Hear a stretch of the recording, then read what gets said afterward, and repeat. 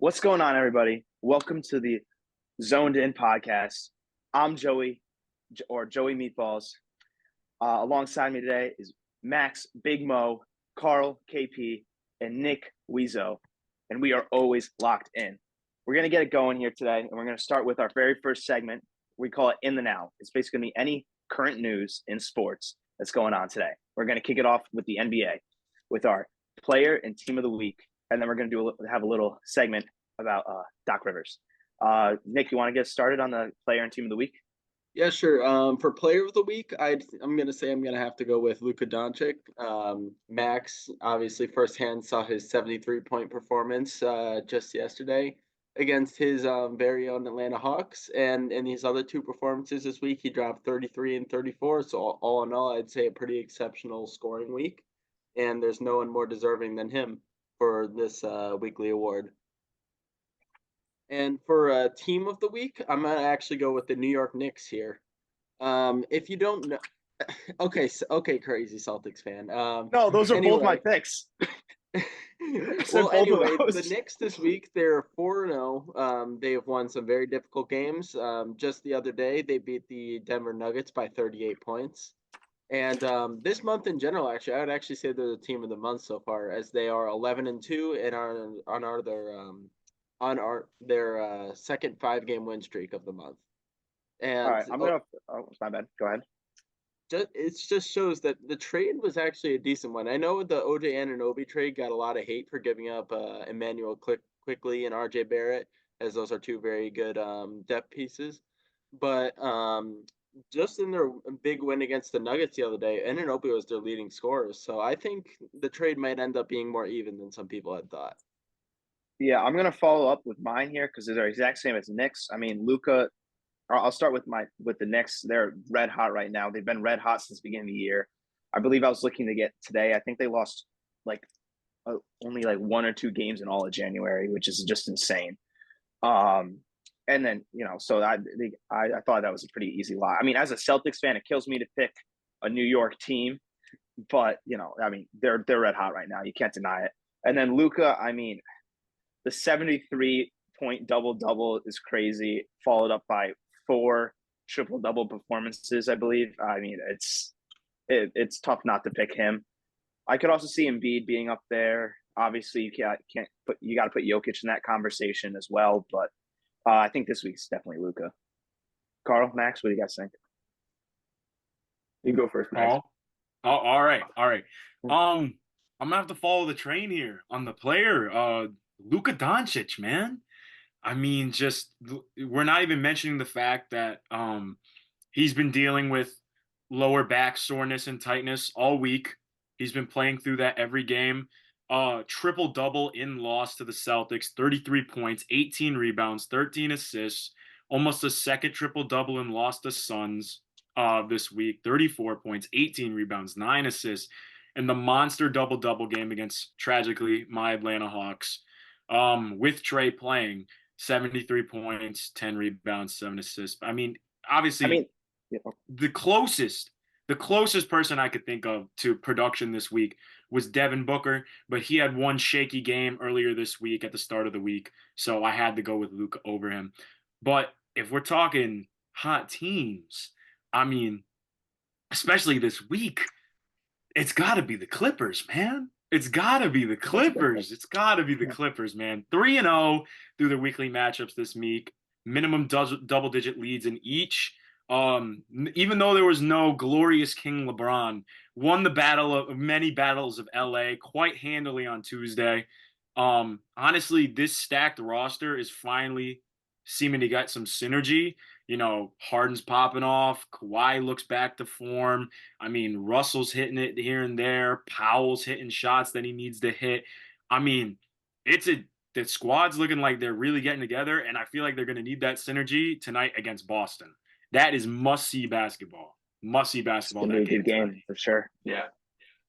All right. For me, I already knew Joey's player of the week was Luka, and now that knowing that all of yours is, I'm glad I picked somebody else just to switch it up a little bit. I picked Embiid, just in terms of pure scoring. I know this 70-point performance kind of overshadows the rest of the averages, but 45 points per game in his last 3 games while only playing 34 minutes. There's a lot of other players on that list that played a lot more minutes, so I think that's just really impressive. And then I also chose the Clippers for my team. I was just looking at the last 4 games, especially. What was really impressive was that they had were shooting 44% from three over their last 4 games, which is really that's what you got to do around players like Kawhi and Paul George, is surrounded by shooters, and they seem to be doing that well. That's going to bring up an interesting matchup tonight with a great perimeter defensive team like the Celtics. They're going to have to guard like the hottest 3-point team in basketball right now. It's going to be interesting for sure. Yeah. All right.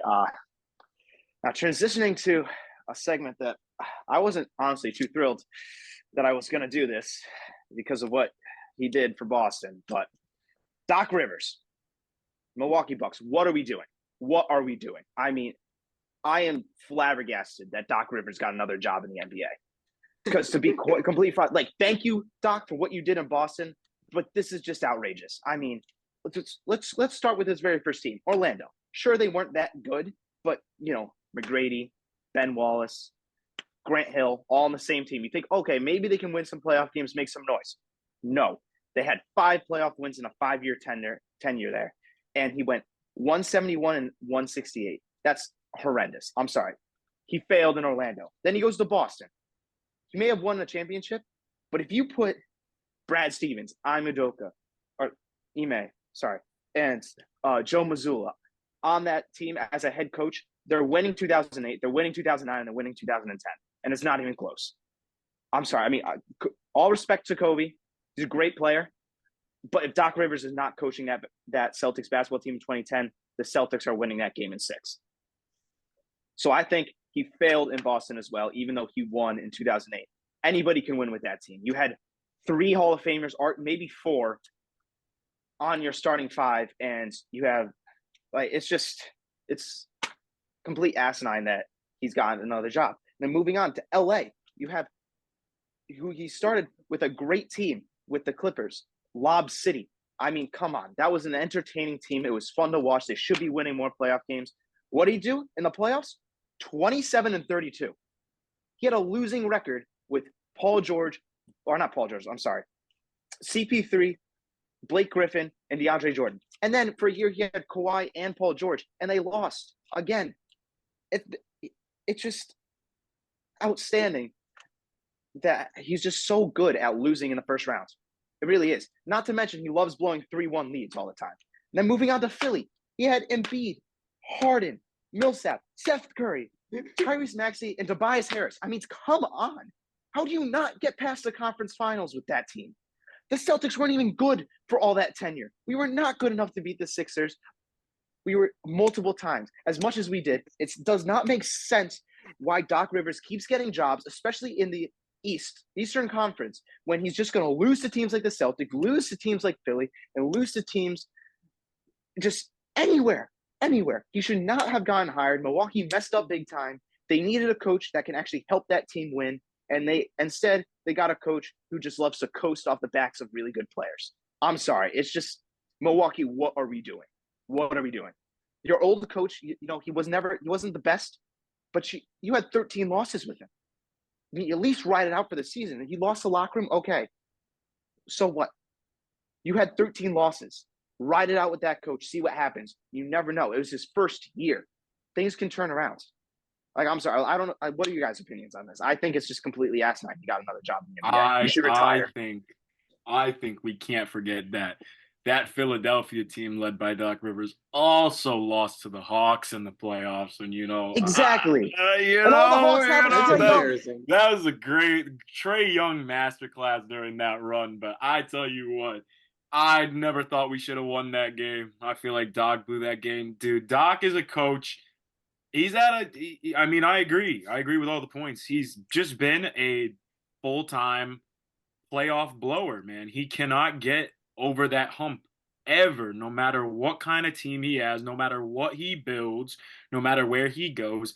he can't take that team over the hump. And when you have a championship caliber team like teams he's had, you want a coach in that position that's going to elevate the talent that's already there and make it into that finals ready team.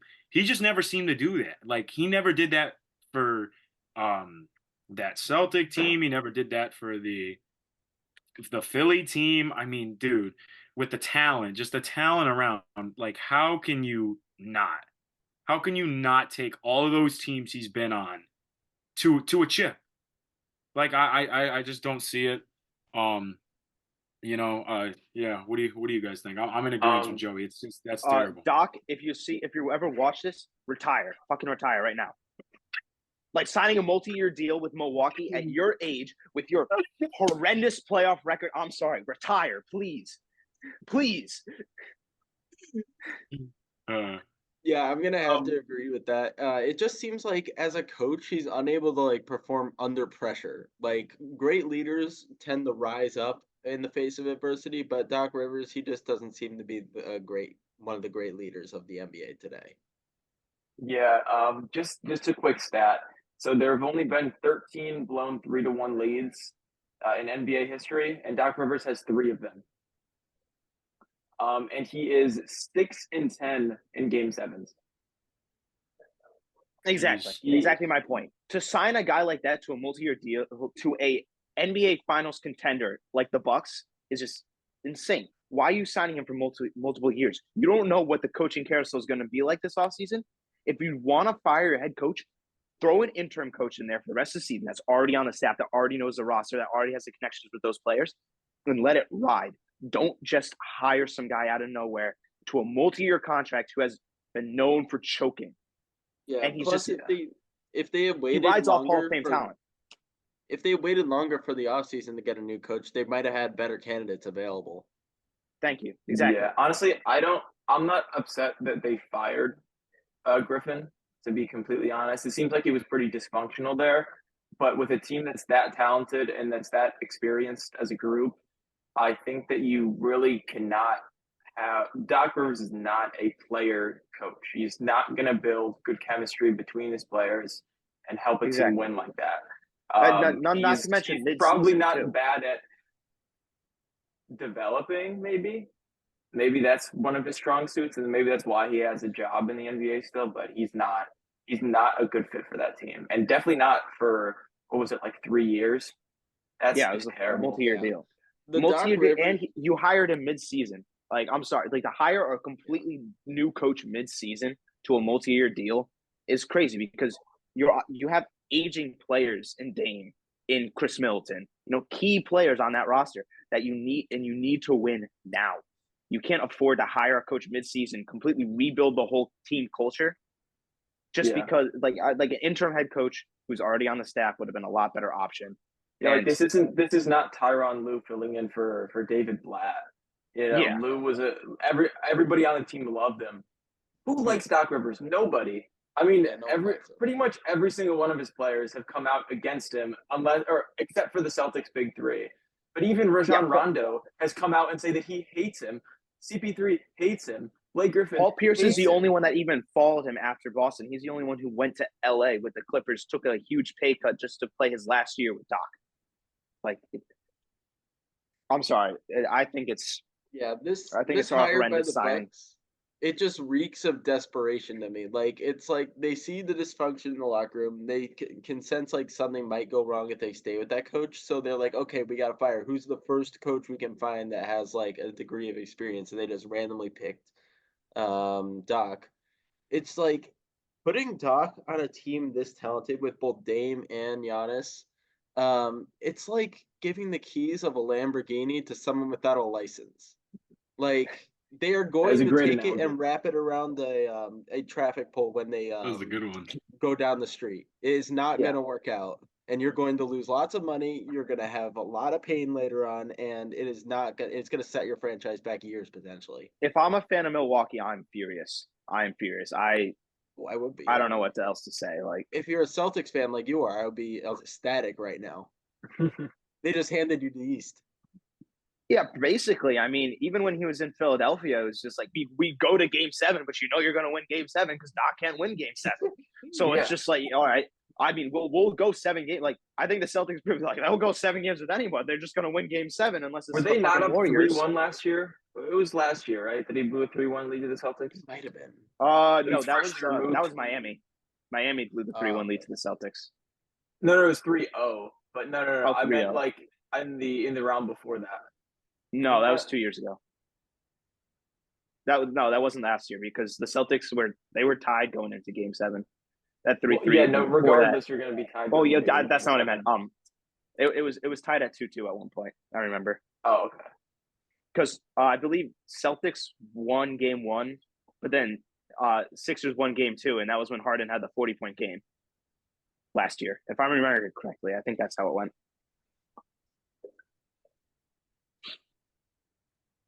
All right, enough about Doc Rivers. He does not deserve any more of our time. We're gonna move on to NFL here. We're gonna do a coaching carousel, but real quick, breaking news as of an hour ago: the New England Patriots have promoted defensive line coach, Coach Covington, to their defensive coordinator for this season under head coach John Mayo. I think it's a safe signing, safe promotion. You know, someone who's been around the program for a while. It's kind of like, it reminds me of the John Mayo head coach hiring, if I'm being honest. It's safe. He's young and ambitious to make a name for himself. He's just, it's a low risk, low reward, high reward situation. You're not going to pay him a ton because he's not a proven name, but you're also not going to, if he's not any good, it's not that big of a deal because you can just demote him like we've done in the past to mediocre coaching talent. Yeah, I think a lot of times promoting from within the house is a generally good idea from the organization because you can kind of like develop the coach. They get familiar with the players and the scheme they're running. Kind of has some continuity to it instead of like an abrupt change that you might see. Well, especially when it's like a defensive coach from the Belichick coaching tree. I mean, yeah, exactly. You got two of them now. Yeah, exactly. It's definitely on my list of those good vibe. In-house, good exactly. vibe, draft, pickups. I mean, dude, why would you not want a Patriots Hall of Famer coaching the Patriots? You know what I'm saying? And that defense, the 2023 season, 2024 season, riddled with injuries, But he helped that shaky defense. Exactly, he helped that shaky defense keep their relevancy through the season and keep that strong, Patriot defensive flow going. So I think he's going to do some things. I think he's going to come in and he's going to make those moves that Bill never dared to make. And, we might question some, we might be ecstatic about some, but ultimately, I think he's going to do a lot. I think he's going to do a lot in that first year, and I think he's going to blow a lot of Patriots fans away.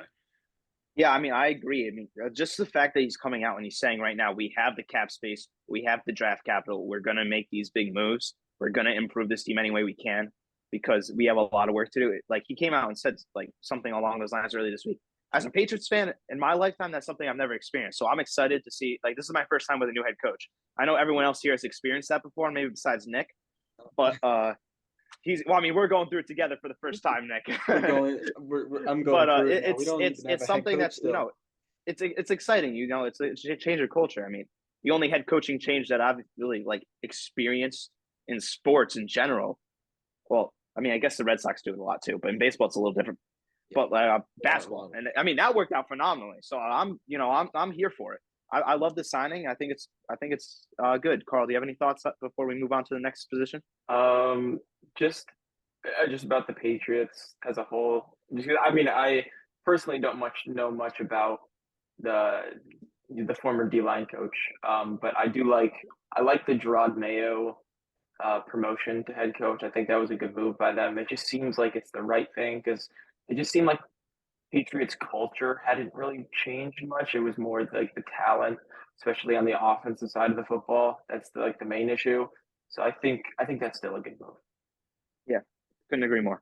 The only one I would have liked better would be Mike Vrabel, but beggars can't be choosers. One Patriot Hall of Famer for another. It works out. All right, moving right along. We're going to hit up Max's head coach here, and Raheem Morris. I'm just going to say I don't know much about him, so I'm just going to say my two or three quick points, and I'll let him take the wheel here. I think it's a good familiar hire. personally, I thought he should have been hired instead of Arthur Smith after his intern season, and I believe it was 2020, 2019, whenever Dan Quinn got fired. But I like it. I think it's a good signing. I hope he actually utilizes Drake London, Kyle Pitts, and Bijan Robinson the right way instead of making guys like Tyler Algier, who's a good player, but he's not one of your top talents. I want to see those young guys be utilized, and if Raheem Morris can do that, I'm here for it. As a Falcons fantasy owner of many of those players, I want to see that happen. Max, thoughts? Oh, boy. Oh man, is this a signing with quite the aura? Quite the aura. Oh boy. Interim head coach in the 2019 to 20 season takes over for senile Dan Quinn, who just brought our team last year with Matt Ryan into the gutter. Great connection with guys in the locker room. Like everybody loves him. Everybody around the league, the minute he got hired, talking about it. Mike Tomlin, all these other head coaches.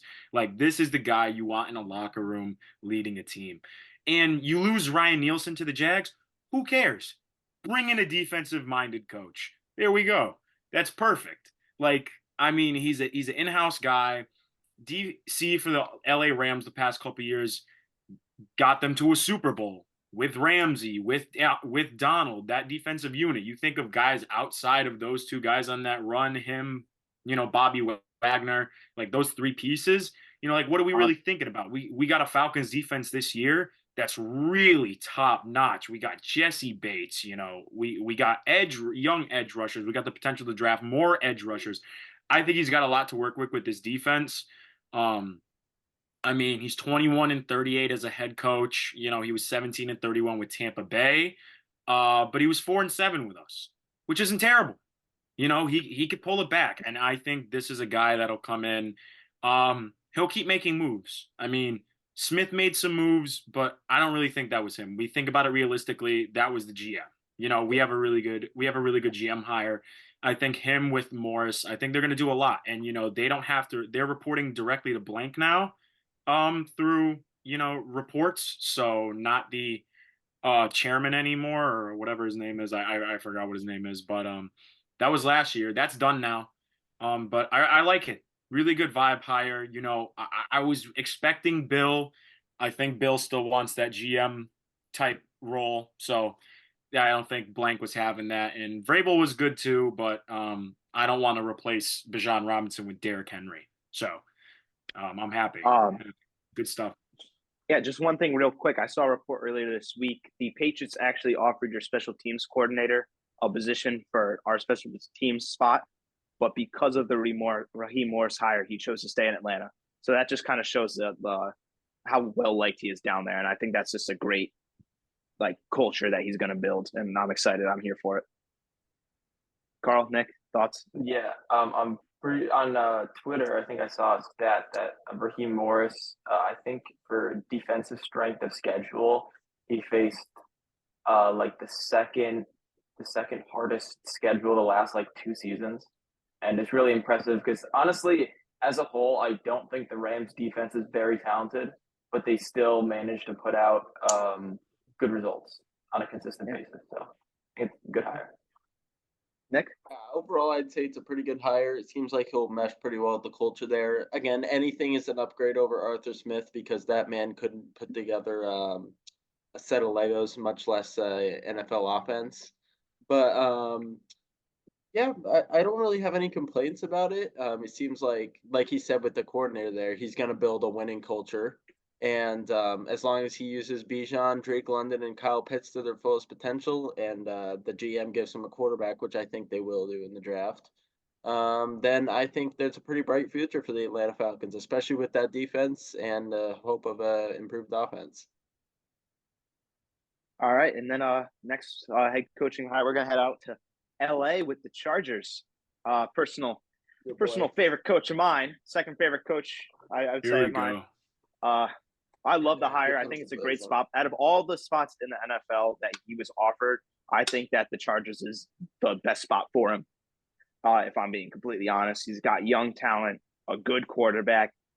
He's got some aging talent in Keenan Allen and Austin Eckler. That's obviously going to be a problem. But with that number 5 draft spot, you can try to change it. Get someone like a Malik Neighbors or even a Brock Bowers. Jared Allen is really good. He does if he sticks with a similar offense that he ran in college, it's going to be a lot of 13 personnel, 12 personnel sets, and having 2 tight ends there. Carl, I know it doesn't work in the NFL. I saw that face. It didn't really work well in San Fran, except for that 1 year. But that's when you have a quarterback like Colin Kaepernick, as mobile as he was, as good of a year he had in 2015. It worked, obviously. But I think Justin Herbert's going to thrive with a good quarterback coach like Jim Harbaugh. And I think you can expect to see like a Blake Corum get drafted there in round 3 or 4. Yeah, again, I'm gonna say just like the Falcons, anything is better than the Lego jaw that is Brandon Staley. Well, he should never have been hired. He was a D3 head coach. I mean, what are we doing, LA? Not a good hire in the first place, and he was wholly irresponsible, refused to take accountability for his own mistakes, and was willing to throw his own players under the bus to save his own fragile ego. So overall, I think he's one of the worst hires in NFL history, in my opinion. Obviously, there's worse, but you can't argue with the disaster. The fact he lasted there that long was impressive. I tip my cap to that. He lasted there for a long time. Hats off to him. The thing is with the Chargers, they still have a very talented roster. This was the team that was up like, what was it, 28-7 or something on the Jaguars in the playoffs and looked they were up by 3 looked scores. very good at that one point right there. In a way, this team reminds me a lot of the Houston Texans after the collapse against the Chiefs in the playoffs. They're on very similar paths. So as long as Justin Herbert doesn't get up to any illicit activities, I think that they should be on a pretty good future with Harbaugh, especially a coach that can kind of provide that experience to let Herbert show his true talent, because Herbert, he's been one of the best quarterbacks in the NFL, a top 5 quarterback, bona fide, with the restraint on him that was Brandon Staley. And I think it's going to be very, very interesting to see what he can do with a coach that isn't actively sticking his head in the sand. Harbaugh's a player's coach, and that's kind of what they need in LA right now. They need that guy who's going to build a better culture, because the coach there before him just tore it down. When you blame your players instead of taking accountability for yourself, it's not a good recipe for success. Carl, next. Yeah, I don't want Jim Harbaugh to touch the play calling on either side. If you try to stick Justin Herbert under center, you're wasting his talent. I agree. Also, I'm sorry, I don't know. There's not really any quarterbacks that have been able to thrive under Jim Harbaugh, I'd say. I mean, Colin Kaepernick, when he was not a rookie, but his first season in San Fran, they had very limited play calling, and they were carried by their defense. Jim Harbaugh should be able to do fantastic things for the Chargers defense, but I don't want him to try to turn Justin Herbert into something he's not. I want him to stick in the shotgun. I don't want them to run the ball a billion times.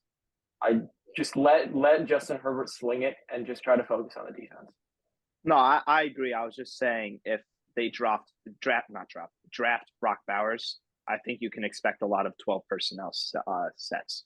I still don't think so. I mean, yeah, you can run that, you can run a deuce type of thing gun, but I just think if you drafted a receiver in the first round last year, you paid Mike Williams, you still have Keenan Allen, you gotta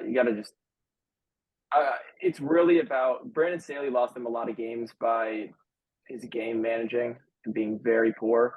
Obviously, Harbaugh's a lot better at that. But honestly, if they did the same things, but just knew how to stay in the game, and they do not need to know how to slow the game down once they have the lead. I think that's important. You don't keep slinging it when you get a big lead. You gotta learn how to get the clock down. Yeah, I think that would also shoot up Herbert's fantasy stock there, just because when you're not slinging it, it means less turnovers when you're up 28-7 or whatever it was in that playoff game. All right, Max, any thoughts before we move on to the Panthers? Yeah, I mean, I think it's a great upgrade. I mean, one of the most winningest coaches in college football, 89 and 25 with Michigan, fresh off a natty, and 29 and 21 in his time a long time ago with Stanford. 44 and 19 with the 49ers, NFC champs, only lost not by much in the Super Bowl when they went to his brother over there. So I mean, I think it's good. I think he'll this is the team that's going to be in capo heading into this offseason, and we're going to see a lot of pieces move if they want to get in a position where they can bring in new talent. So I think Jim Harbaugh is the right guy to start moving these pieces around, because he's when you're recruiting in college at the college level, that's team building. You're a team builder. So he's gonna build up this team better than I think any coach option they could have brought in could. They'll try to maneuver through that cap hell, and I think we should see a decently competitive Chargers team. Maybe not immediately out the gate this upcoming season, but I mean they got Justin Herbert, and I am a love Justin Herbert. So you get enough weapons for him, you get him in the right system, you keep him in the shotgun like Carl was mentioning, he's going to do some good stuff for you. And if you could keep some weapons for him, let some of these older guys go, kind of revamp that defense, we could see the Chargers get back to relevancy, and maybe they'll actually get some fans in the stadium. All right, moving right along with our head coaching positions, we're going to hit up Carolina now. I don't know much about this head coach hiring, but from what I've been reading, it's a good signing. I have a lot to say he's a about this. Yeah, I'll kick it to you in a second when I'm done with my thoughts. Thank you. And then I mean, from what I've been hearing, it's a good signing, and like he should succeed down there. I think Bryce Young could use a new coach. I think he's a good quarterback who just was in a bad system last year. Nick, Yeah, I mean, you know what? No, Max, you go first. What? Oh, let's go. Don't regret this. Interdivisional. I love it. But I also hate it. I also hate it really much. Dave Canales, fresh off his first year as OC for the Bucks. From what I could dig on this freaking guy, it was his first coaching job in the NFL. And he was able to take this Bucks offense led by Baker in the tank division to a playoff spot with a winning record. I would call the Bucks offense this season like a middle of the pack, 16th in passing yards, 8th tied in pass touchdowns, 6th in plays for 20 plus yards, and they were 3rd for tied in plays for 40 plus yards. So that's good offensive production from, a guy fresh off the presses, as we like to say. Yeah, but I but, mean, that's also they also have a lot of talent down in Tampa Bay. So you can't it's really... true. It's true. I mean, and a long time record of working with QBs. But my only problem was if Frank Reich couldn't do anything about Bryce Young, then what is this guy going to do? I can actually answer that. Oh, God. All right, So, Nick, let's hear it. I'm quite familiar with Dave Canales. He's near and dear to me, as you can see by the logos behind me. He was with the Seahawks organization for 13 years. Russ's best friend. And he worked his way all the way up from advisor to quarterback coach. And he every quarterback he's mentored and developed, Russell Wilson on the Seahawks, Geno Smith on the Seahawks, the Revival. That's what really gained him attention. And then, as offensive coordinator for the Bucks, he took a battered and broken Baker Mayfield, who was down on his confidence after being passed around like a blunt across several different organizations. And he turned him into a quarterback that won them a playoff game and took the Lions nearly to the brink. So honestly, I think it's a really good hire for them, although it's not the hire I think I would have picked if I were the Panthers GM or owner. Me personally, I have a quick thought on your Baker Mayfield. Baker Mayfield comments there. I don't think it was his quarterback coach that turned him into a confident player. I think it was a combination of his head coach and the talent around him actually believing in him as a quarterback for the first time in his career. I mean, he got that in LA, and look what he did. But then but also being in LA, he also knew that he wasn't going to stay there much longer. Like Stafford coming back next year. So I wouldn't credit that to his quarterback coach or his offensive coordinator. I would credit that more to your head coach and the talent around you. I would say the same thing, except that he literally did the same thing with Geno Smith. This is someone who specializes in taking broken quarterbacks, restoring their confidence, and and making them into something that can beat other teams and put up good production. He did it with Geno after several years of actually barely even playing in football in general. He took him to a quarterback that was not only serviceable but won comeback player of the year for us and led us to the playoffs. But it just shows that he's good at this process of being a quarterback whisperer, and I think that's what Bryce Young needs, especially after the hell the Panthers just put him through this year. Because it is going to be a pickup process because he went from this very confident, very sure of himself quarterback at Alabama, who out of the entire draft, I thought he was the most draft ready. Obviously, that was proven wrong, or league ready. And obviously, that was proven wrong because the Panthers are a horrible organization run by probably the worst owner in the NFL. But if anyone can fix Bryce Young, it is Dave Canales. Even if he wasn't the coach, I thought they should have ended up hiring in the end. Carl, rebuttal. I mean, Yeah. but Max brings up a good point though, Nick. You talk about quarterback whisperers. Frank Reich was supposed to be the best quarterback whisperer in NFL history. I mean, who do you have in his tree? Andrew Luck, I believe Peyton Manning as well. Max? No, Not Manning. neither one. Who's his tree, Carl? Carson Wentz, Carson Wentz. That it? who's not good, and he was like decent. He was average with the Colts, and then choked. So he's not. Yeah, he was Frank there Reich for is 1 not year. a good coach, and that was not a I good don't. hire. I don't think it was a good hire from them. I don't think he knows how to talk to a locker room. I don't think he knows how to lead, and that's why he doesn't have a job right now. Yeah. But I think the Dave Canales hiring was very good, especially from the Buccaneers games that I did watch this year. Listen, Baker Mayfield, very talented quarterback, has some clear weaknesses, and I think Dave Canales was able to hide those. He let him sling it when he wanted to, or when they needed to, and it did work. But this was the most This is the most efficient Baker Mayfield's ever been in his career was this season. And he is very good at making tough throws, and I think that's what he really let him do. But he took out the decision making from Baker. They did a lot of screens. They got Rashad White, who's their best player in space. They got him in space and really let him work, and he had a great season. And I think we could expect that a lot of short and intermediate throws from Bryce Young.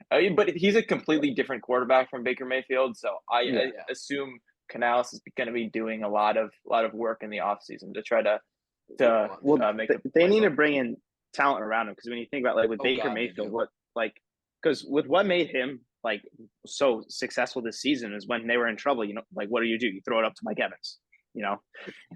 Or you give the ball to Chris Godwin. You give it to Rashad White. On the other hand, you don't have to game plan around him making poor decisions because he's, at least from the tape that I watched when he was in college, fantastic decision maker, and he's good. So was Mac Jones in college.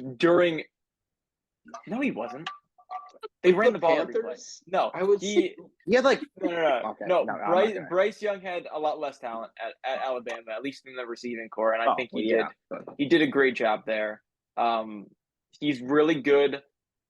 He had a good pocket presence there, but his pocket closed so fast in Carolina. He didn't even. There's no pocket to I wouldn't be surprised if his pocket presence is just gone by this point, just because of the trauma of instantly being rushed by 400-pound people. Yeah, he's gonna have to relearn that. It's all about, but a lot of that is about just protection schemes, and they really need to learn how to. They need to have. Honestly, they should just sign a running back that knows how to block and pass protection, and that knows how to pick up different DB blitz or a linebacker running through delayed. Yeah, I think that would be smart. I think the Miles Sanders signing was just horrendous. He's just not good. Yeah, he had a good season behind arguably the best run O-line in the NFL the season before in Philly, and he kind of just tricked everyone into thinking he was good at football. I don't know why they didn't keep Donta Foreman. That was frankly baffling because he was a pretty good running back, and he showed that a little bit in Chicago. Could Donta Foreman block? I feel like he kind of could.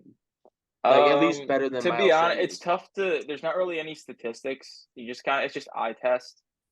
Because he's a bigger running I back, haven't so I can watched. imagine he would block better than Miles Sanders. Not necessarily. There's a lot of Yeah, big running just backs. 'cause- yeah. It's all about technique. You have to take out their knees, their Mm. kneecaps. Like so. Sony Michel was a very good blocking running back, and he was small. Yeah. For example. There's a lot of like Darren Sproles is a fantastic pass Yeah, blocking another runner. great It's example, it's not about size necessarily. It's just Yeah. about technique. Yeah. All I right, just moving don't- along. Okay. Well, we'll head down to Nick's neck of the woods here, Oh Seattle. yeah.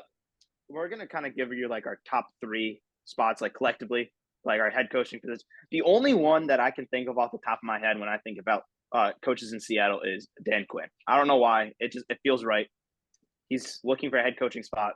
Carl, I know you love him in Dallas, but I think he's going back to Seattle. Yeah, except I'll just this quick little point. I'm not gonna get into a tangent about it. Except for his last game as a Dallas defensive coordinator, I do like him. He took over. I believe he had to head coach one game for the Cowboys. I think it was 2 seasons ago when Mike McCarthy had some sort of like illness or something, and he did a good job there. I think the defense loves him, and I think he's a great culture fit. He has a lot of energy. Well, I mean, yeah, as when you long look at as him when he stays aggressive as a play caller, Yeah. and he's really good. I mean, like his last head coaching job. I mean, look at the Falcons. They may have lost that Super Bowl, but he took a extremely young defense and they defense shut down Tom Brady for 3 quarters. I mean, that's hard to do. Is it necessarily their fault that they lost the game? No, maybe. I don't know. I mean, I think it's more of just not running the ball in the second half of the game. But I mean, like I said, yeah. Nick knows something about running the ball on the 1 yard line. Shut up, man. But Right yeah, I mean, I think Dan Quinn's a good fit. I don't know if you guys have any other suggestions, Nick. I mean, you might. Actually, I have a lot of this than you do. thoughts. Well, I have one more. Sorry, I have one more little piece about Dan Quinn. That the defense that he ran with the Seahawks is completely different from the defense that he runs with the Cowboys right now. So it shows. I mean, His really with the adaptability. Seahawks, it was primarily cover 3 because you had Richard Sherman, who's one of the best zone corners of all time, and then you have Earl Thomas in center field, and that's all you need.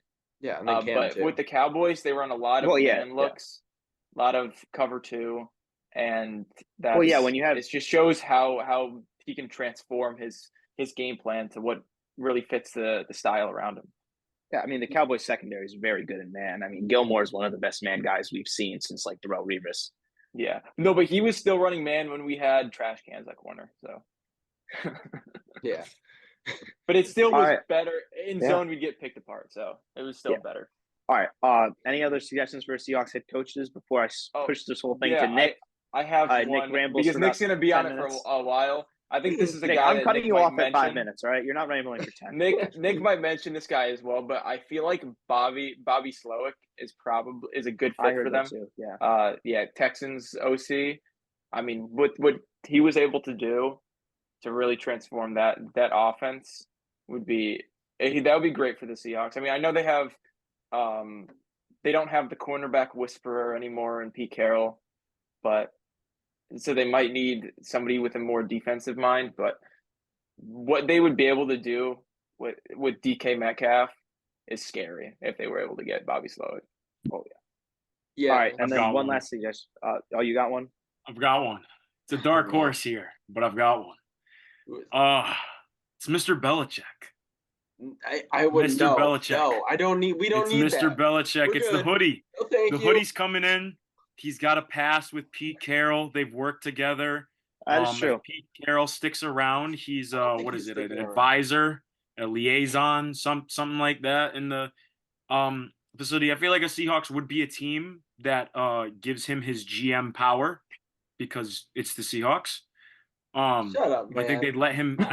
They'd let him be a little involved. And I feel like it's the type of team he can build with that Patriot way he loves so much. I just got one other pick. I know Nick's gonna hate it. It's probably Nick's least favorite Pete Carroll coaching tree coach. You know him, you'll love him, Nick. Carl doesn't think he's real. Shane Walden. You shut your mouth. You shut No, your I'm kidding. mouth. He's horrible. He's horrible. All right, Nick. All right. Quick thoughts before we move on to Washington. That man is a war criminal. No, not about Shane. Okay. Quick thoughts about our just quick Yeah, thoughts Nick. in general. Yeah, before we Nick, move quick on. Okay, thoughts, in quick general, thoughts.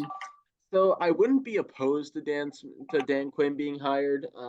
He certainly seems like the most likely pick given his history with the franchise and his wanting to search for a head coach position out of Dallas after the season he had. Outside of the one game this year that shall not be mentioned to Carl for his own health's sake, he did pretty good. It was obviously a top defense when it's not Jordan Love picking it to shreds. But You know what, Nick? Well, you can move on. And All right, moving on to move on. Washington. but he's not the ideal coach I want. Actually, a coach I want is who I would ideally like the Seahawks to hire. He's actually interviewing them for the second time today. It's Ejiro Evero from the Panthers, their defensive coordinator. I think that could be a very good hire for us. Good defensive-minded coach. I like what he did with the Panthers defense this year because that defense has barely any talent on it, and it still managed to be to hold to some decently close games because that offense cannot score on the Panthers. But he is definitely an up and coming coach, and I think he would be a good fit with the franchise. We're also planning to interview Bobby Slowick. I think he would be a good fit for our offense, especially if we end up drafting another quarterback. I would love to see what he could do to a quarterback on the Seahawks after his work with CJ Stroud. I see the appeal of wanting a young coach, but frankly, I mean, I don't know much about the Panthers defense, but they lost a lot of games last year, Nick, and they may have been Not close great. games. Not great. Yeah, but Their but they're defense the worst was division pretty in He, good. as football. a coach, is a really good coach. Okay, but if you're going to go defensive minded, I mean, me personally, I'd rather go with someone like Belichick or Dan Quinn. If you want young, I'd rather go with Bobby Slowick and get a high-powered offense. I think, yeah, I mean, so obviously it's going to be Shane Waldron. We all know that. But I think. All right, No, bro. I Let's do- talk about the commies, bro. Yeah. Let's All right, on to Washington. talk about the commies. Every man. time I hear that man's name, my blood pressure goes up. All right, on to Washington here. We want to get done with our in the now segment swiftly, so we're just going to go quickly. We're all going to say our top pick for Washington, and then we're going to say our conference championship game picks, and then we're going to move on to our next segment. Max, kick us off. Washington, who you got?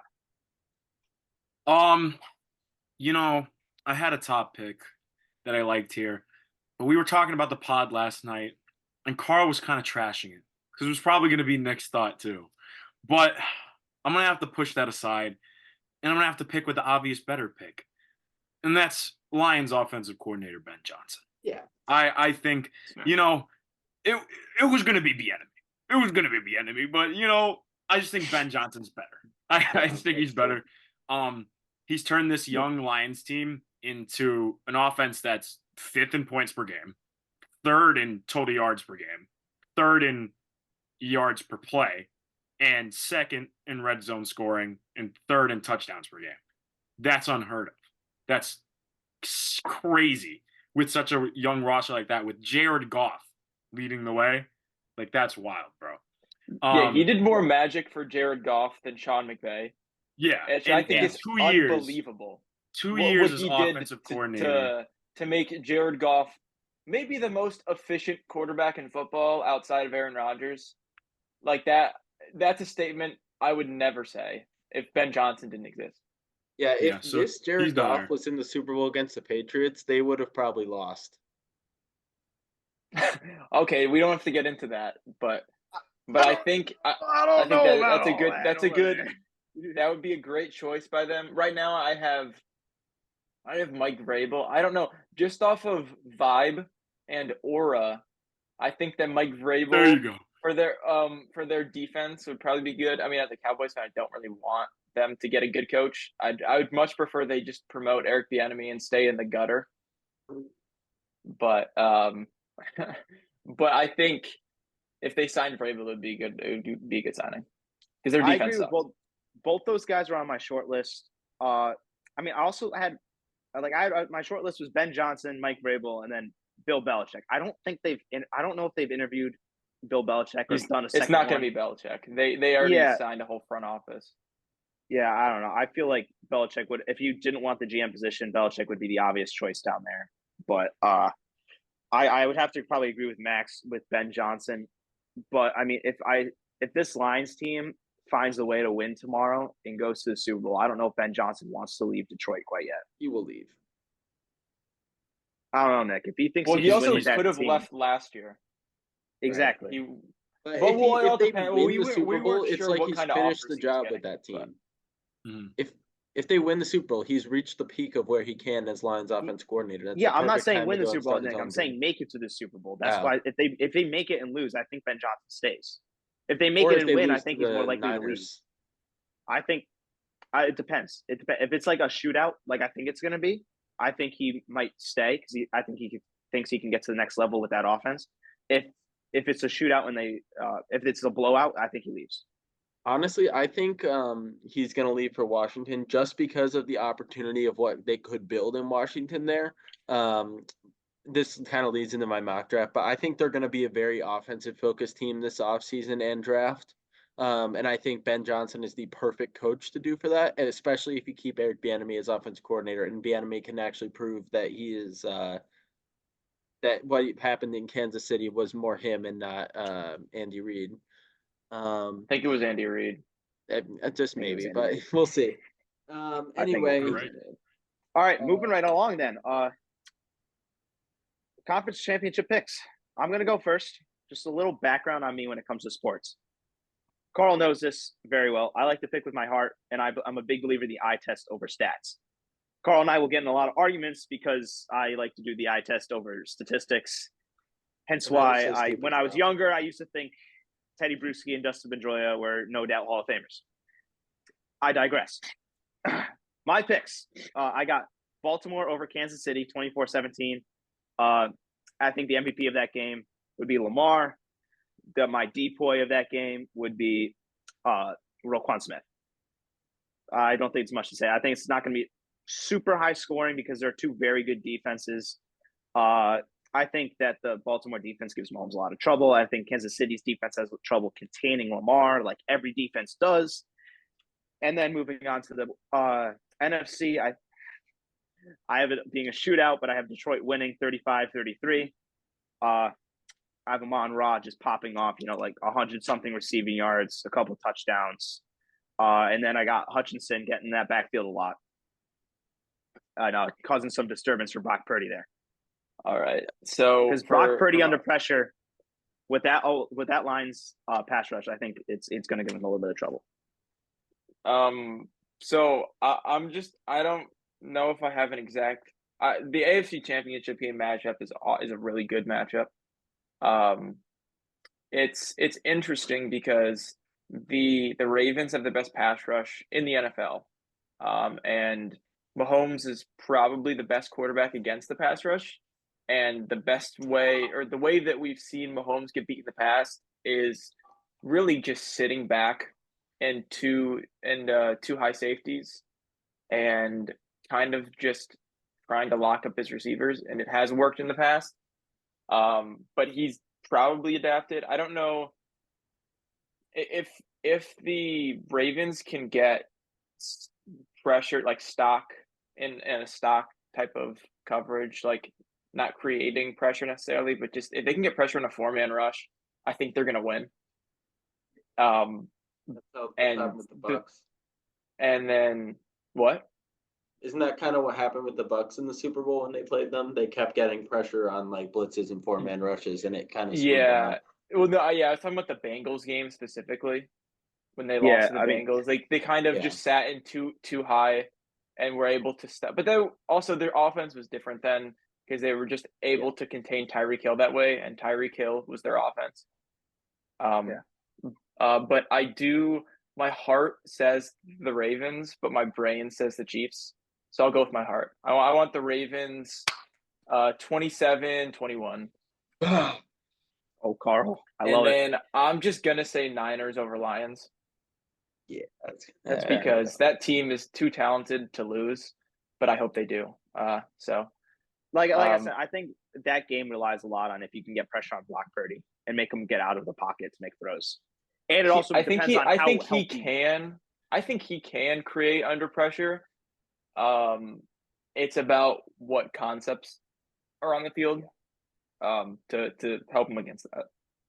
And I mean, if Debo's playing, yeah, definitely. But if he's not as if he's not 100%, I think that also factors into it a lot because that helps out the Lions because Lions secondary is just not good. I think Brandon Ayuk goes for 120. Oh yeah, Brandon Ayuk is the most underrated receiver in football, in my opinion. True. He's very, very good. Brandon Ayuk again, Carl. He is an amazing space creator. But I agree with you. I've been talking for a while, All right. so All right. Nick or Matt. pitch 'em All quick. right. First one, AFC. To the dismay of all the Swifties, the Chiefs' Yes. road back to the Super Bowl ends here.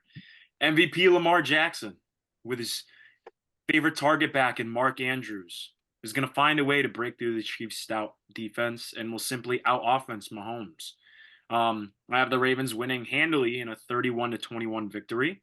The MVP of the game is going to be Lamar Jackson. He is going to, on the ground and through the air, somehow terrorize this Chiefs defense.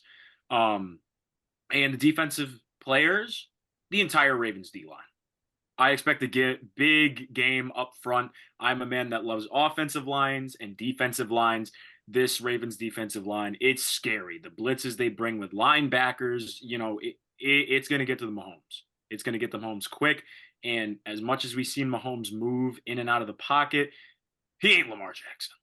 So we're just going to go with the Ravens here. The NFC Championship, it breaks my heart because I'm also a heart guy.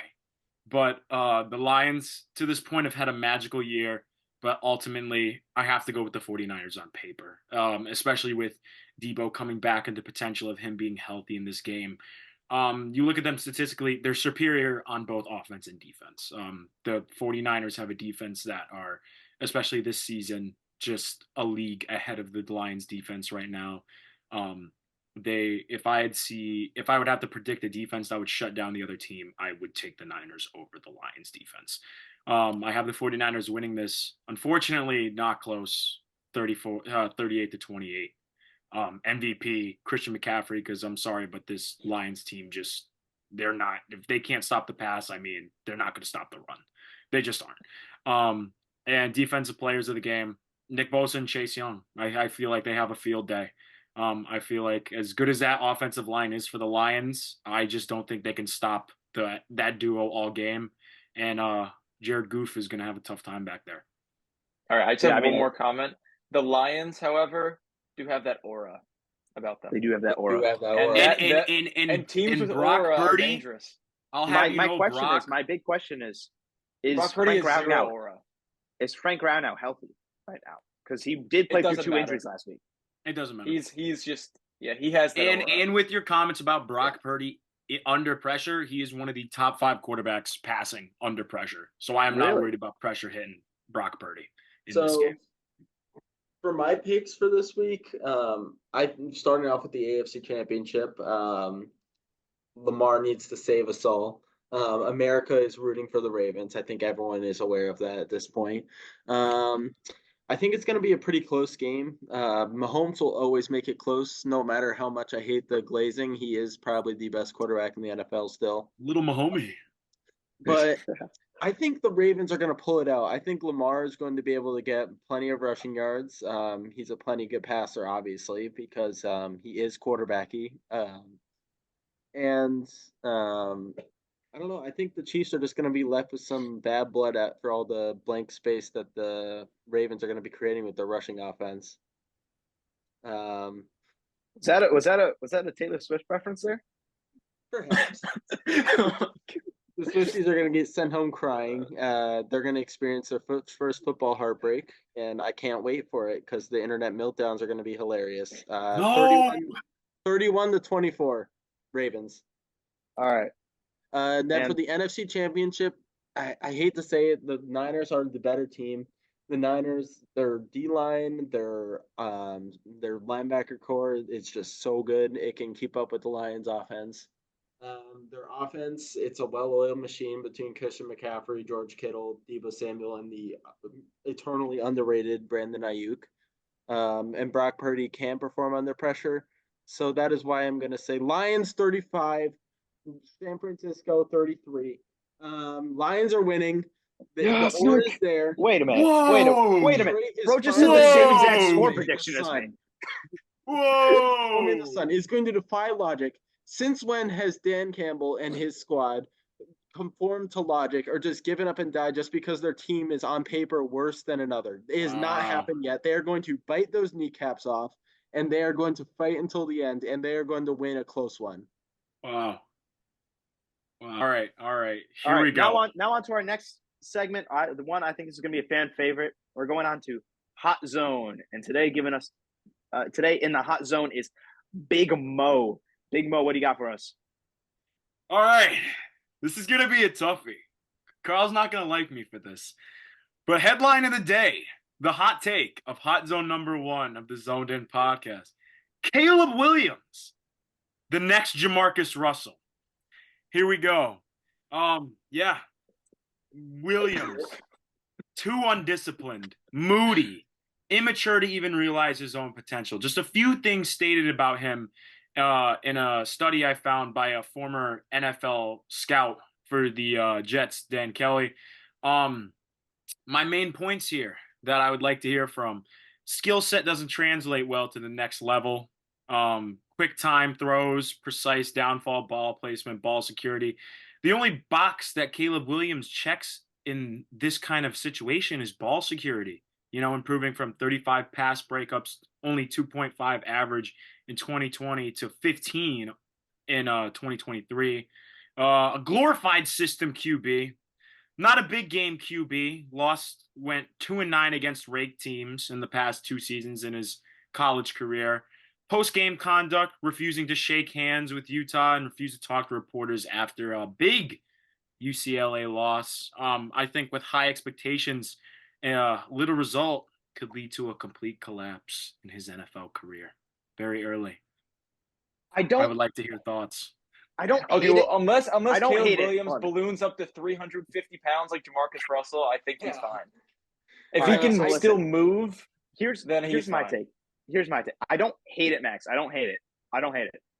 However, my eyes just tell me that's not true. I mean, when I watched him play at USC, he was just elite. I mean, you can say it was the system all you want, but like, I don't know, man. I mean, where was Lincoln Riley before USC, Carl? Do you remember? Was it Oklahoma? Oklahoma, right? Yeah.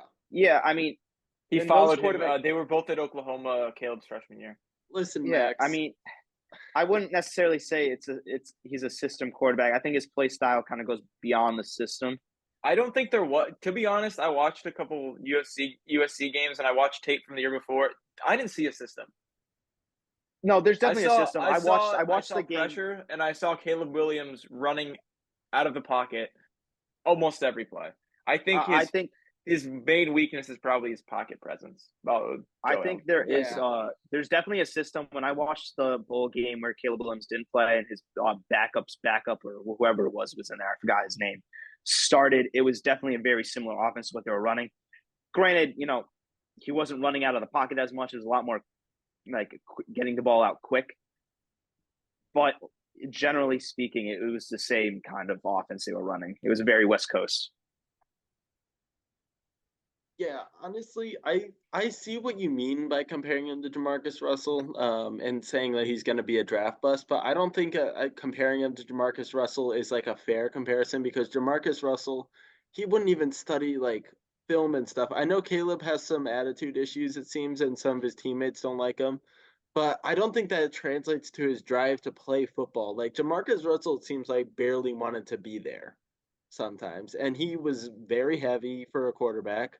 And he had a lot of issues with his play style that I think, frankly, don't translate to Caleb Williams. Caleb, I think at his worst, he can be a mid-level quarterback in the NFL. He would, with the amount of capital you might have to get, a team might have to expend to get him. I think anything short of him being a franchise quarterback would consider him a bust. But especially if a team trades up for him. See, I kind But of disagree with you there, Nick, in terms of his floor being a mid-tier quarterback. I think he's one of those guys where it's like he has the highest ceiling. He's your franchise guy. He's going to win you Super Bowls. But I think he also has a extremely low floor where he might not even be that guy for more than 2 seasons. I don't Just know. because I don't agree with that. I don't agree with the whole kind of thought process behind like, oh well, a smart QB is gonna have a higher floor. Like we saw Sam Darnold, we saw Josh Rosen, yeah, that's true. and you know who was picked after them? Josh Allen. And guess who was a lot better than Josh Allen in college? Caleb Williams. Caleb Williams, his ball placement, fantastic. His arm talent is the best I've ever seen at college football. I mean, probably except for Patrick Mahomes, who is, as a lot of his comparisons are. But I think if he is in the right system and he is running out of the pocket, he's going to make good decisions and make good throws. no, like I said, I agree with you, Carl. I don't hate that Max's take, but I'm way more pro Caleb Williams than anti Caleb Williams, if that makes sense.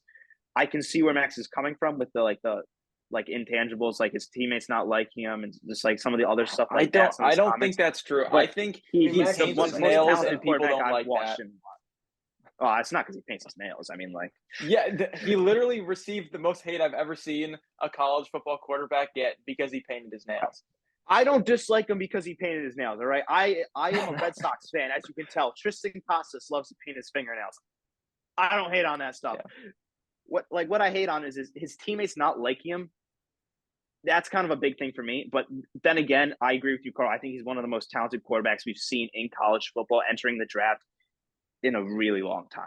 I mean, we'll have to see if like the long-term effects of what NIL can do to somebody's drive, and because I mean money can really affect your attitude if you don't have a strong base, and it can For sure. and it could have a big effect. And I'm considering how much money he made in college. But if he still has that drive, and from what I've seen, all he does is he wants to win, and he was in and a lot of he received a lot of hate when he was like crying to his mom in the stands. I mean, he just wanted to win, the bottom line.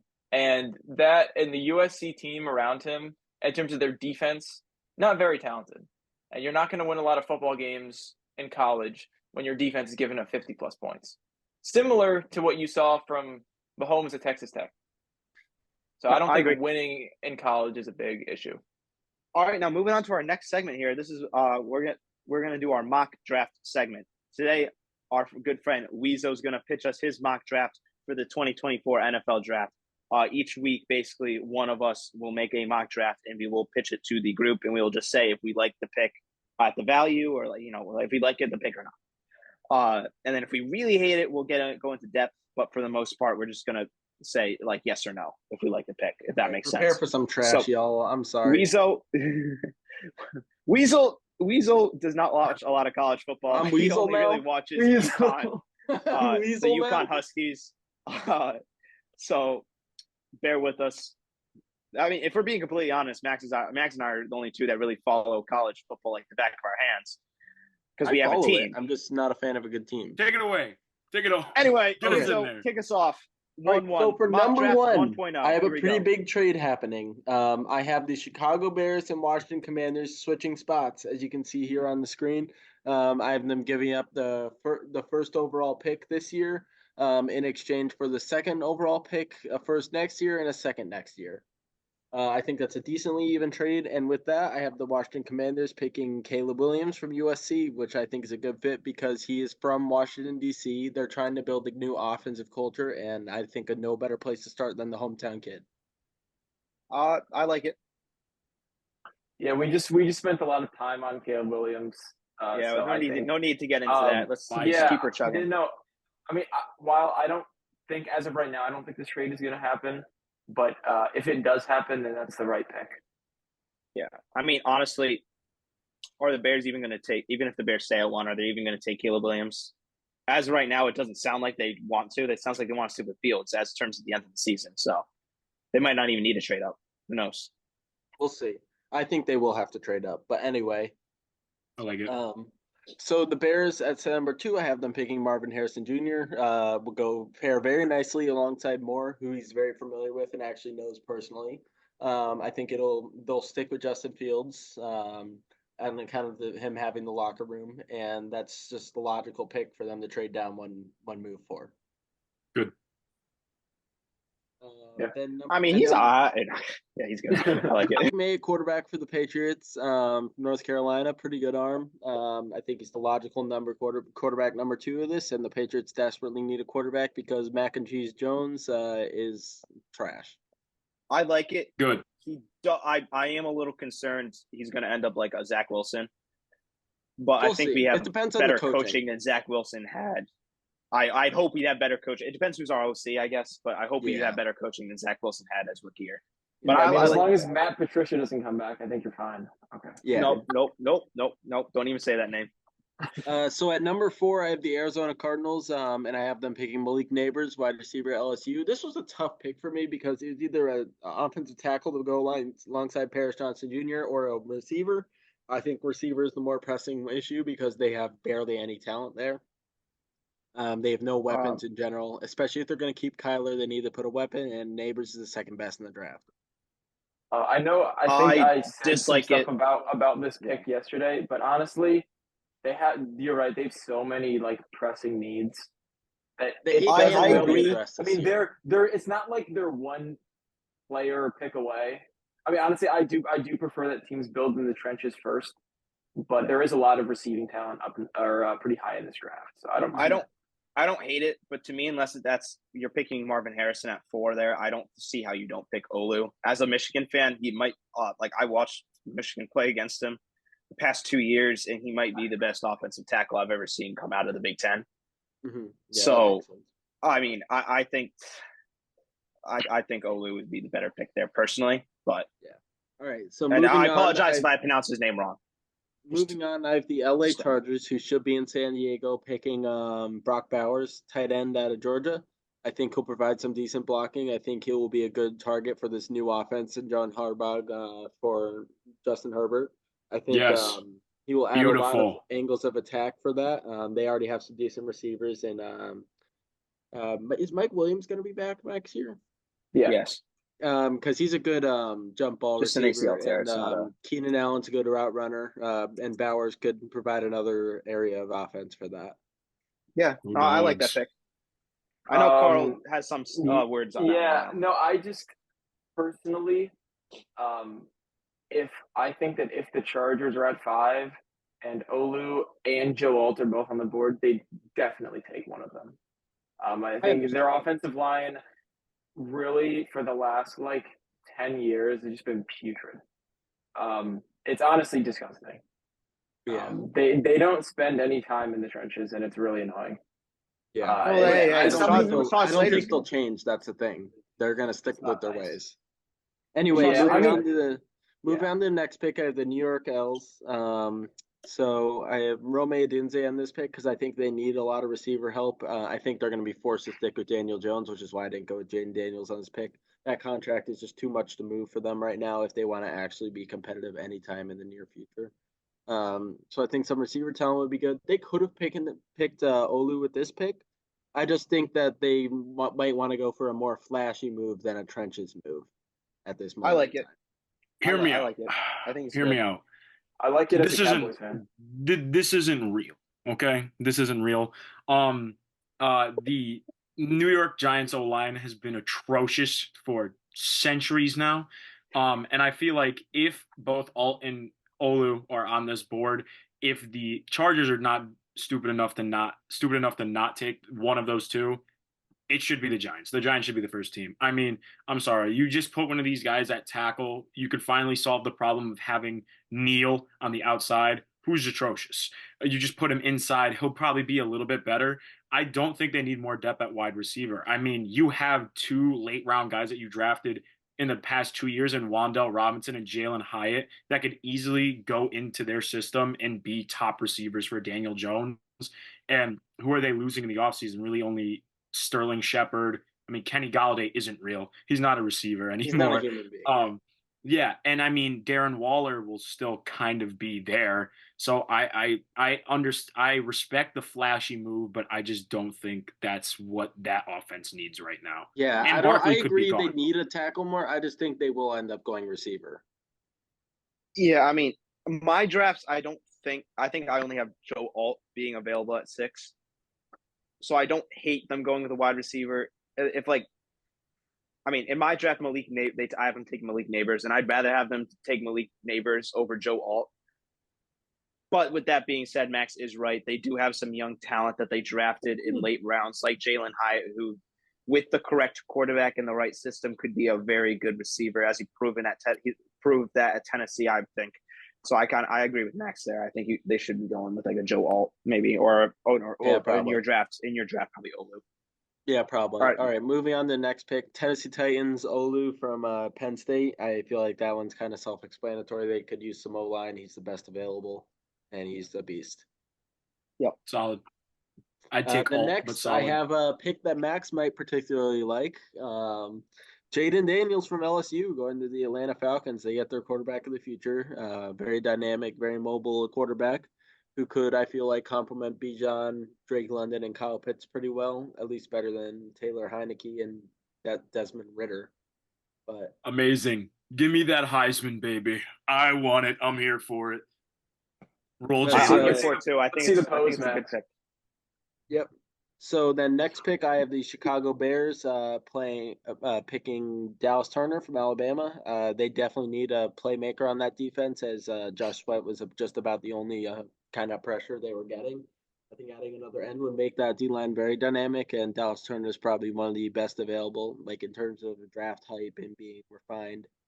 So yeah, that's why I did that pick. I talked about this a little bit last night. I like Dallas Turner. But I don't think he's the best edge rusher in the draft. However, he is coming from the biggest school in the draft, and he does have like that pre-draft type, so I don't hate it at that pick. But I do think that Latu might be a little bit better. Although Dallas Turner is phenomenal. Don't get me wrong. It's just Latu's hype is a little less than Turner, I feel like, but yeah, that's why I said I don't mind Turner at that pick, but like I said, I don't think he's the best edge rusher in the draft. Moving on to the next pick, I have the New York Jets tanking Joe Alt at tackle. They're going to try and ensure that Aaron Rodgers doesn't get eaten by the MetLife turf monster again. Seeing how he's going to be like 41 now, who knows if that will be successful, but they will sure as hell try. Yeah, I think if Joe Alt's on the board, I think they take him without hesitating, but I don't think he's going to be there. So I feel like they've drafted so much talent at edge over the last couple of years, but it just hasn't panned out. So I think they don't get as much pressure as they should. So they are either going to trade down and take interior, or they're going to they're probably not going to take interior. Yeah, they Quinn Williams, but probably I think they might end up taking an edge rusher. Yeah, like Latu maybe. All right, so moving on, I have the Minnesota Vikings picking Cooper DeJean. Very good corner. You can play other positions like slot and safety. Provide some versatility to that Vikings secondary. That I feel like is kind of in need of it. That and I couldn't see many offensive players that really fit what they needed at that moment. They were decent offense as long as they can get Kirk Cousins back and re-signing, and yeah, that's about it. I don't think Cooper DeJean's also the best corner of this draft, but I do understand like he has the best versatility out of any DB, being able to play the slot and all that. I mean, I feel like if Joe Alt's available at 10, I could see Minnesota trying to make a trade up to go get him. I don't know how successful they'd be there, but I don't think they would be. Well, if they trade up to 9, the Bears. Well, yeah, but the Bears need to pick someone like if they want to succeed next year. Well, the thing is, if they're going to take an edge, then it's not too bad. Yeah, that's what I'm saying. And they're they'd swapping probably 11 for gain 9, like a third round pick. Mm-hmm. Yeah, Yeah. Like if they're swapping 11 for 9, I don't see the difference between like the difference in my opinion between Dallas center and Latu is it's not that big. Yeah. So I mean, if they swap 11 for 9 and then get a third round pick, like Carl said, I think the Bears take that in a heartbeat, and then Vikings take Joe out. But Right. sorry. All right. So my next pick, this one may have a little controversy to it. Y'all are gonna rip me to shreds over this, but I have Bo Nix going at 12 to the Denver Broncos. Listen, I loved Bo Nix at Oregon. He is not a first round pick. I will stand by that. I don't think he's a first round pick. I don't think he will be taken. I think he's a mid second round, if that. Listen, I He's a think he's a great mid second quarterback. round talent. I think the Broncos are going to be stupid enough to pick him as their franchise quarterback. Sean Payton is the head coach there. I don't. As long as Sean Payton's head coach there, I do not think Bo Nix will Sean be the Payton starting also quarterback. for the ran out Denver Russell Broncos. Wilson for no reason, so I did try. Like, I don't don't judge know. me if I don't trust his judgment anymore. He's washed. I don't know. I mean, I've undervalued Oregon quarterbacks in the past. I mean, he's not Justin Herbert, but Bo Nix definitely has some arm talent. And he was good this year. So I don't know. I'll have to watch No, some more. I think he's a talented quarterback, but my thing is, I think one, I don't think he's better than some of the other quarterbacks in this draft, and two, he's old. Like for a rookie, he's going to be by the end of his rookie deal. I think I counted. I think he'll be 29 or 30. I mean, Well, I mean, he's no Brandon Weeder. I mean, let's just make that clear. Also, well, yeah, Penix but is the if same you're age. trying to pick your franchise, He's guy, about the same age. He's about, or as Joe Burrow came out, as when he was coming out, right? Yeah. Burrow was a older. 5-year guy. I think Yeah, Bo Nix is a 6. 6-year guy because he's I a mean, year he's a older year than older. Burrow. It's only a year old. Yeah, but Burrow also had that talent, that next level talent. But also, Bo if Nix you think about it, teams window, unless you're the Chiefs and you have Patrick Mahomes, your window as a team is your quarterback's rookie contract. So to some teams, it might not matter how old he is at the end of that rookie contract, as long as while he's on that contract, he can sling the rock. That's yeah, fair. and also you could be the argument that if you're getting a little bit older of a quarterback, maybe they're a bit more mature in decision making on the football field and like judgment, as they have a little more experience. But who's to say though? Yeah, I mean, my thing was Oregon's system was very good for Bo Nix. He didn't like it catered to his play style a lot. So if he doesn't go to a system like that, I don't see him being a first round pick. Yeah, I mean, I don't know. I know, thing. I haven't watched a lot of Oregon since Herbert has been gone, but before they ran with Herbert, it was a lot of RPOs, and where he didn't really have to make any decisions, so he couldn't really show his true talent. Yeah, it wasn't to watch some this more year. This year was a lot more pocket passing, a lot less RPOs, just because that's the kind of quarterback Bo Nix is. He's Well, yeah, I believe it's a different. Herbert was I could be wrong. Correct me if I'm wrong. I think it's a different head coach and offensive coordinator from when Herbert was there. Okay. That makes sense. So it's a different system. All right, so moving on. I have to the Raiders. I have Latu going there. Best available, in my opinion, is what I think they're going to pick. I know they have a lot of D-line talent. I just don't think they'll be able to resist putting a talent like Latu on that D-line with Max Crosby. I think this is not a great selection by Nick right here. I think this team has a lot of pressing needs, and I think edge is the last of that, considering they took Wilson in the first round last year. And I just don't think they would take another edge. I think they have some needs in the interior of the defensive line. They're not really fantastic at stopping the run. They still have a lot of issues in the secondary. They have a lot of issues in the receiving outside of the Devontae Adams. Their O-line is not very good. They have a need everywhere except for edge. So I would see this. I agree the same way. I mean, you have Max Crosby and they just drafted Tyree Wilson. There's I don't see a reason to draft another edge. While it wouldn't be terrible, it's just not good for what this team needs right now. I think if there's any of these middle of the pack teams that would take a shot at overdrafting one of those second round type QBs, it would be them because you're going into the next season without. I don't think Jimmy's coming back, and you have Aiden O'Connell. So I would think they would take a shot on a guy like Penix Jr. I or could see them bring taking in a shot on someone a little more experienced like Russell Wilson. or bringing in a wide receiver like Odunze. That's Yeah, I also, mean, Nick, that's it is also tough to assuming do Russ mock is leaving. drafts before free agency. Mhm. So this is really, we're not like Speculation. too Yeah, going to be too speculation. harsh on Nick because everything's speculation at this point. Yeah. Especially we don't know what type of injuries are going to happen pre-draft and stuff like that. So. Exactly. So my next pick for the New Orleans Saints, I have Tylese Fuaga from Oregon State, tackle. I feel like tackle's like a kind of need for the Saints. I like that pick. Yeah, that's about all I have to say about that. I think it's decent. I just think Derek Carr is terrible.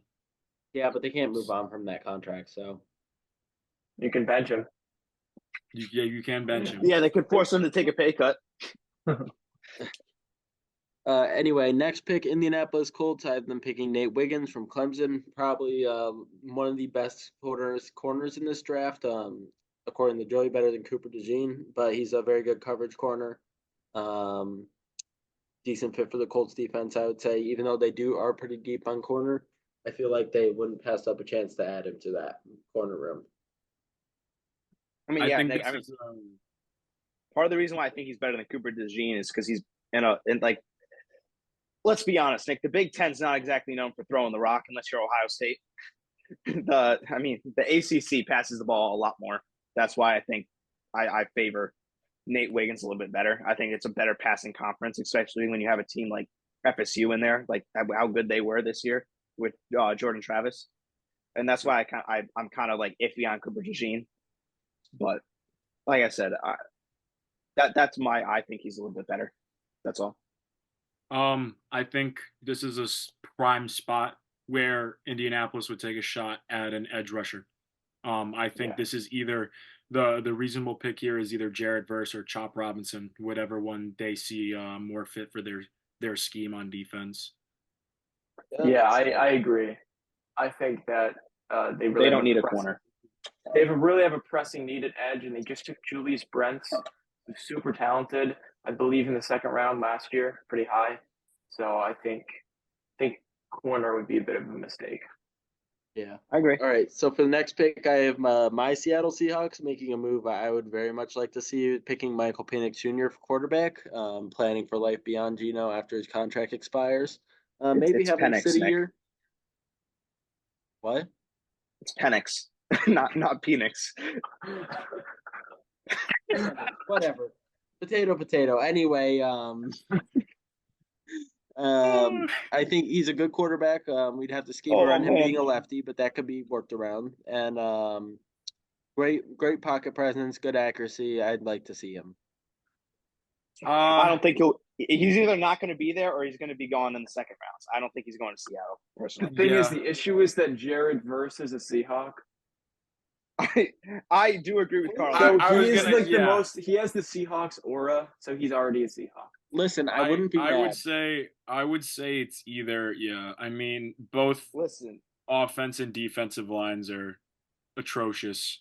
So I say it's either a shot at one of those mid-round offensive linemen, or I got to be honest with you, it's either Verse or I would even say to go interior with Jaraz Newton. Yeah, honestly, Jazon Newton is probably the best pick for us, but I think we need to get a franchise quarterback eventually. Listen, Nick, you're getting Sam Hartman and you're liking it. All right. Joey, you're getting Russell Wilson. You're getting Mac back. Jones and you'll like it. You're getting Russell Mac Wilson Jones back. is being traded so swiftly. Bailey Zappe's the starter right now. I don't know. Bailey Zappe's the future, all right? Yeah. Okay, let's move on. Let's move on. to Malik Cunningham was going to save your franchise. I don't want to hear it. Hey, you never got the chance. Joey. Okay. Let's watch your mouth with Malik anyway, Cunningham, Nick. Next, I have the Jacksonville Jaguars. I have them picking Jared Verse at the end. That's impossible. He's already a Seahawk. Yeah, solid. I like it. I think that's something they need to approach because I mean, their current edge rush is either possibly leaving in free agency or they just don't have enough So I see that as acceptable. I just don't think Verse will be there. Yeah, I probably. honestly I don't love the edge pick there. I mean, obviously, right now Josh Allen's a free agent and he's phenomenal. But you just took Trayvon Walker 2 years ago, and I really, really like Trayvon Walker. I think he's very underrated. And they have a pressing need at tackle. I think their offensive line as a whole is just very poor. I mean, they paid Cam Robinson a lot of money, I believe. But Anton Harrison is not good. Their center not good. Their left guard Ezra Cleveland had a good season, but I think they do need offensive line. All right, so moving on to the next one, I have J.C. Latham going to the Bengals. I think they need some O-line to help protect Joe Burrow, who's pretty battered up this year with injury. O-line's been a need of theirs for a long time, so I think it just makes sense. Beautiful. Finally addressing the one thing that matters the most for this offense, and that is protecting Joe Burrow, which they have failed to do for all 3 and so years of his career in the NFL. So I mean, think how many that's people great. have to tell them that Lyle Collins sucks? Okay, we can- Yeah, Yeah. honestly. Anyway, No, so no. Keon Coleman is a bank. All right. They got to replace the Higgins, man. All right. Anyway, so my next pick to the Rams goes Kool-Aid McKinstry. Their secondary is pretty suspect, I think. So I think picking a good corner would help them out. Kool-Aid is definitely has a good reputation from Alabama. And that's about it. I think I don't mind it. I still think, like I told you yesterday, Nick, I think Arnold's a little bit better. Yeah, but McKinstry has more hype. Plus, he's named Kool-Aid. He's also falling in the draft a lot. I think this is a Rams type pick. I think they would take a shot at him over Terrion Arnold, only because I think even though he has a questionable speed, which we'll see when it comes to the combine and everything, I just think he checks the boxes everywhere else, and I feel like he's a little bit more physical than Terrion Arnold as a corner. So, and I feel like that's kind of the premise that the Rams have made in corners, obviously having Jalen Ramsey for quite a little while. So I don't hate it. I think it would be a move at corner they would make over Arnold. Yeah, I think. And then it's at next pick, interesting. I have the Steelers picking Arnold.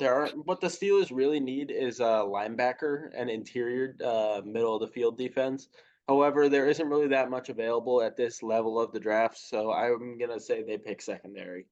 Okay, so first of all, Nick just cut me off. I wanted to have just a small little piece on the Rams. Oh shit! But I think it'll be interesting to see what the Rams do. I've seen a couple people with like dark horse QB selections at 19, depending. Stafford, he has like the most injuries out of any QB I've seen that's still playing, and he is old. So I don't think they want to rebuild, especially after the surprising season that they just had. And they're still a talented roster. So, yeah, I mean, I think they're going to try to stick with their core for another year or two. And so corner would be a good pick there. Yeah. So then Arnold to the Steelers. Any thoughts? Trash. They need O-line. They do need O-line. That's They do need Amarius. O-line. That's Amarius Mims all day. They do already need got I him. don't mind it. They have had, I mean, they paid a tackle like 2 years ago, I believe. He sucks. But they also drafted a tackle. Yeah, they drafted last year. Yeah, I mean, I've heard Steelers fan talking about forgot or is the tackle out of Georgia. But I heard that he started the year very good and somehow got worse throughout the year as a rookie. So I think after some personnel changes, they might be okay at tackle. But yeah, it's two very big needs at corner and tackle. Yeah. Right. So then the next pick I have Amarius Mims going to the Miami Dolphins. I feel like that's one of the few needs they have on offense is a little bit more O-line. Defense, maybe they could have picked like an interior defense or corner or something. Other than that, I think they're pretty good offense. I like it. Not bad. Yeah, I don't hate it. Other than Tua being mid against good teams, that's about their only problem. That one's not easily fixed though. So Get to this next one. Get to this next one. all right. So for this next pick, these guys you guys got to listen to me. These guys they don't know ball. I know ball. You gotta believe me. Ennis Rakestraw Jr. I've seen his Oh, tape coming out of Mizzou at corner. He is the real deal. I'm telling you, he in the Philadelphia Eagles, they need corner. Their corner's been one of the weakest positions this year, and it's a large reason for their collapse. Darius Slay's getting older. James Bradbury fell off the face of the freaking earth. And Ennis he was never Rakestraw good. Jr. could definitely be help. He's a good man corner, good, great reaction times, sticks to his man, and I would say he's going to be the pick here. He's going to be a first round pick. I want it. I Yeah, want it so I'll first. speak on this real quick Oh. first. I watch a crap ton of college football. I don't think I've heard this man's name called once, and I've watched about 4 or 5 Missouri games. So that could either be a really good thing, or it could just mean he was never on the field. Nah, it's I'll a be good honest, thing. I don't know who he is. Yeah, Nick is just He might making not up be a names first round pick. here. I think Nick's I mean, overvaluing him. I mean, you're I gonna gotta look see into this. You're film gonna and see this stats in an still. edit next year. Listen, But listen. Mark my words. This man is going to be good in the NFL, and you're going to eat it. he might be a All little I'm bit saying is undersized, and Yeah, he's a little he's undersized, and there's injured some at the moment. concerns with. I'm sorry. Injury. But at the end of this day, I gotta put in my 2 cents. This isn't real. If Terry and Arnold is on the board, if they take a shot at corner, he's there. He's already picked. Or they would reach on a linebacker. Yeah, I mean, I Because can their definitely. linebacking core is atrocious. They need And it's a getting linebacker, but they've also needed a linebacker for about a decade now. Yeah, they tried to So fix it with I don't Darius think they Leonard, will. who is my worst nightmare, but that's besides the point. No, I mean you But could he see is them washed. reach and take, or reach a little bit and take Lassiter at that pick as well. Yeah. All right. Anyway, moving on from the guy who's actually real and a very good draft pick. I have the Houston Texans picking Jerzon Newton from Illinois. I think it's a very good pick. They need interior D line. Their edge rushing is pretty good, but they need something up the middle, which is a pretty Yeah, pressing. I think it's a phenomenal pick. I just because of where you have him going, I just don't think he's going to be there where you have him going. We'll I've see. seen a I lot of agree. mocks where they have him going inside the top 15. I mean, granted, it's hard to say whether that's going to happen or not. But I think he's inside the top 20 kind of guy, if I'm being completely honest. Yeah. We'll see if he falls. Like Seattle, I think is a great spot for the him. spot. Yeah.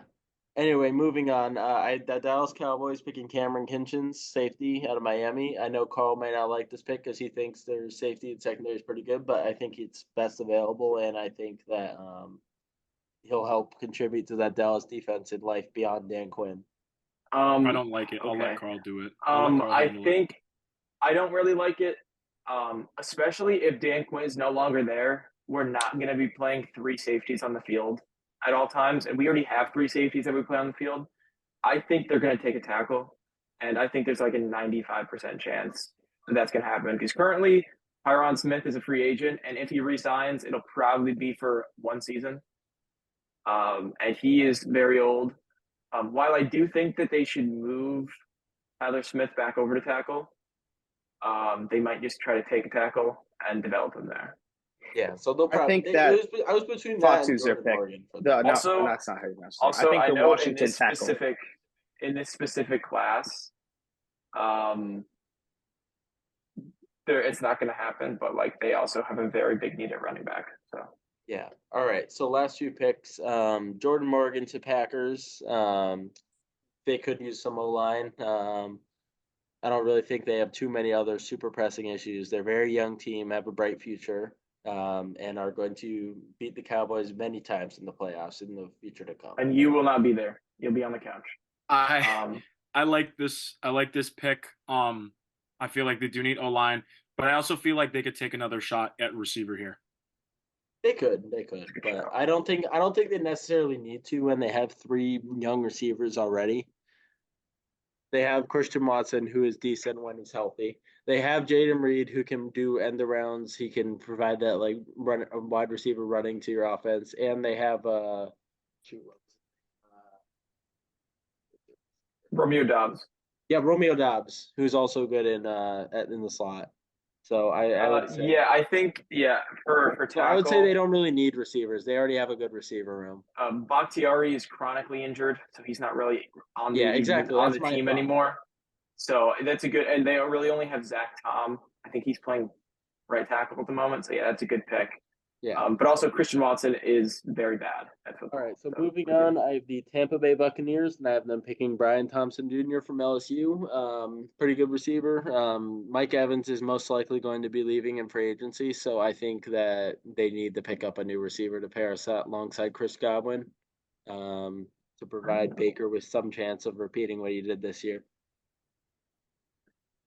I don't know, All man. right, I think Russell Gage is going to step in there and really dominate. No, I no, just no. don't think Scotty that's- Miller is coming back. Yeah, I just don't think that's as possible as that could be. I just don't think that's realistic with the idea of Baker leaving. I think they would take a shot at QB at 26. I don't know. I also think they need Yeah. linebacker. Yeah. But I think it depends on where Baker Mayfield goes. Yes. Yeah, And where, I obviously, where think Mike Baker Evans might is. end up staying there, but I don't think Mike Evans will. If that's your I think thought Mayfield's a process, I can Patriot and Marvin understand Harrison it. Jr. is a Patriot. Yeah, that's what my assumption is. Okay. And then at number 27, Arizona Cardinals pick from Houston. I have them picking Braylon Trice, DN from Washington. They don't really have much talent on the pass rush side, and I feel like they need to at least start introducing some.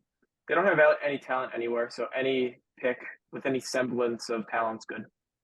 I think it's solid. I would just, the way you have this mock draft set up, Chop is still there. I would take Chop over Trice. I do like think Chop it might a lot just better. ultimately come down to what they prefer. And then obviously, like you said, last pick here, Buffalo Bills picking Chop Robinson. All right. Yeah, I mean we like Chop, and I think we all agree that we like Chop in this draft. So yeah, we're gonna wrap up our mock draft segment. Thank you, Nick. It does take some courage to throw your mock draft out there and get roasted by all of us. But Better than y'all's. we haven't pitched ours yet, so tough to say. And all right, guys, that's all the time we have today. But before I go, really quick, I just got word from one of my buddies that Doc Rivers has come out and said he would not wish it on anybody to join a team mid-season and become their head coach. If that doesn't sum up what I had to say earlier, I don't know what does. From all the guys, we want to thank you guys for listening. We appreciate your support. Be sure to tune in next week for our Pro Bowl edition, where we're going to give you our top 10 favorite teams of all times, as long as some other interesting segments, where Nick will be giving us the hot zone take for next week. It'll be a doozy. Thank you guys for listening. We appreciate it. And all of us from Zoned In Podcast would just like to say we are always Locked locked in. in. Thank you.